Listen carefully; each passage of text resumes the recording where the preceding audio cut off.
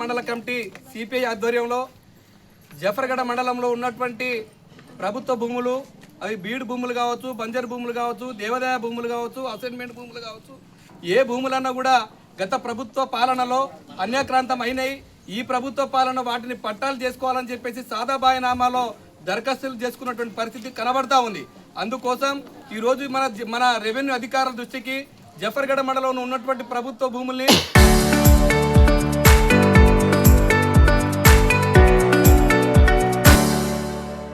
అన్యాక్రాంతానికి గురైనటువంటి భూముల్ని వెలికి తీయాలని చెప్పేసి భారత కమ్యూనిస్టు పార్టీ సిపిఐ ఆధ్వర్యంలో ఈరోజు ధర్నా కార్యక్రమం చేస్తూ ఉన్నాం. అంతేకాకుండా ఈ వెలికి తీసినటువంటి భూముల్ని కూడా ఇల్లు లేని నిరుపేదలకు ఇవ్వాలని చెప్పేసి మేము కోరుతా ఉన్నాం.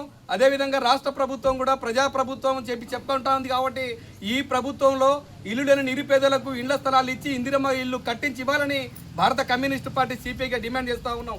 అంతేకాకుండా అన్యాక్రాంతమైనటువంటి ప్రభుత్వ భూములలో ఎవరైతే అన్యాక్రాంతంగా ఆక్రమించుకున్నారో వారిపైన చట్టపరమైన చర్యలు తీసుకోవాలని చెప్పేసి డిమాండ్ చేస్తూ ఉన్నాం. అదే కాకుండా మన జఫర్గఢ మండలం తమ్మడిపల్లి ఐ గ్రామంలో గత ప్రభుత్వంలో మన నియోజకవర్గంలో జఫర్గఢ మండలానికి ఒకే గ్రామంలో డబుల్ బెడ్రూమ్ ఇళ్ళని కేటాయించింది. కానీ ఇప్పటి వరకు దాన్ని పూర్తి స్థాయిలో నిర్మాణం చేపట్టలేదు. చేపట్టినటువంటి ఇండ్లలో కనీసం పేదలకు ఇల్లు కూడా ఇవ్వనటువంటి పరిస్థితి ఉన్నది.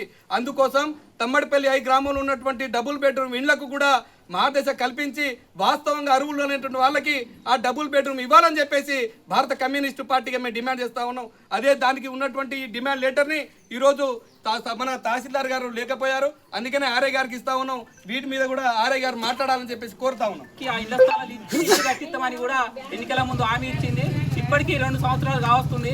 అయినప్పటికీ కూడా ఏదో అరకొరగా అంటే కొన్ని గ్రామాల్లో 10 ఇళ్ళు అట్లా ఇచ్చి చేతులు దుడుకునే ప్రయత్నం చేస్తుంది ప్రభుత్వం. అందుకని ఈ మండలంలో ఉన్నటువంటి ప్రభుత్వ భూములు మొత్తం కూడా ఈ రెవెన్యూ అధికారులు వాటిని వెలికి తీసి అర్హులైనటువంటి పేదలందరికీ ఇళ్ల స్థలాలు ఇచ్చి ఇల్లు కట్టియాలనే డిమాండ్తో మనం ఈరోజు ఈ ధర్నా కార్యక్రమం నిర్వహిస్తున్నాం.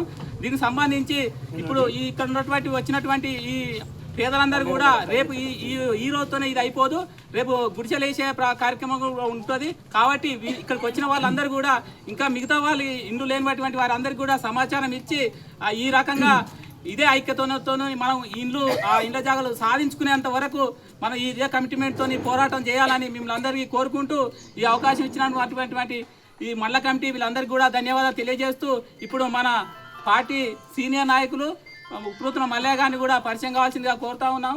అట్లాగే రైతు సంఘం మన మండల అధ్యక్షుడు యాక్పాష కూడా పరిచయం కావాల్సిందిగా కోరుతా ఉన్నాం. మన పాటల ఆరెల్లి వారు కూడా పరిచయం కావాల్సిందిగా కోరుతున్నాను. సీనియర్ నాయకులు మన చంద్రమౌళి కూడా పరిచయం కావాల్సిందిగా కోరుతాను. ఇప్పుడు మండల కార్యదర్శి ఇంతకుముందు మాట్లాడారు.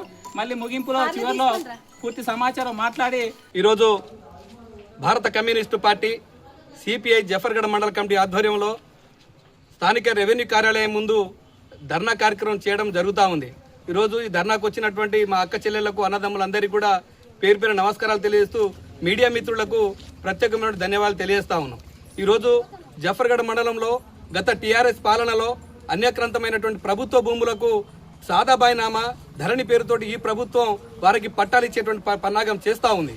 అందుకోసం సిపిఐ పార్టీగా మేము డిమాండ్ చేసేది ఏంటంటే ఈరోజు ఇల్లు లేని పేదలకు ఈరోజు ఈ రాష్ట్ర ప్రభుత్వం ప్రజాప్రభుత్వం చెప్పే కాంగ్రెస్ ప్రభుత్వం కూడా ఈరోజు ఇళ్ల స్థలం లేని వారికి ఇల్లు అనే పరిస్థితి ఉన్నది. అందుకోసం ఈ ప్రభుత్వం ఆలోచించి రెవెన్యూ అధికారుల ద్వారా సర్వేలు చేయించి ఎక్కడైతే ప్రభుత్వ భూములు అన్యాక్రాంతం అవుతా ఉన్నాయో ఆ భూములను వెలికి తీసి ఈరోజు ఇళ్ల స్థలం లేని వారికి ఇళ్ల స్థలం ఇవ్వాలని చెప్పేసి భారత కమ్యూనిస్టు పార్టీగా సిపిఐగా డిమాండ్ చేస్తా ఉన్నాం. అదేవిధంగా గతంలో సిపిఐ పార్టీగా తెలంగాణ రైతాంగ సాయుధ పోరాటం నడిపిన చరిత్ర కూడా ఉంది.